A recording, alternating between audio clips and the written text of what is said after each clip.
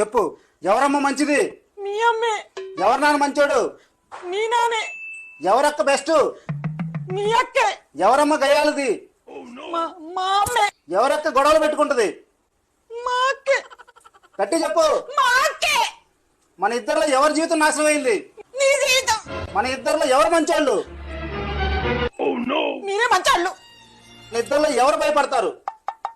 నేనే. ఇంట్లో ఎవరు వంటలు చేయాలి? నేనే. గట్టి చెప్పు. నేనే చేయాలి. నోరు మూసుకుని ప్రతిరోజు లేవగానే ఉదయాన్నే వంట చేసి ఆఫీసు పంపించాలి, సరేనా?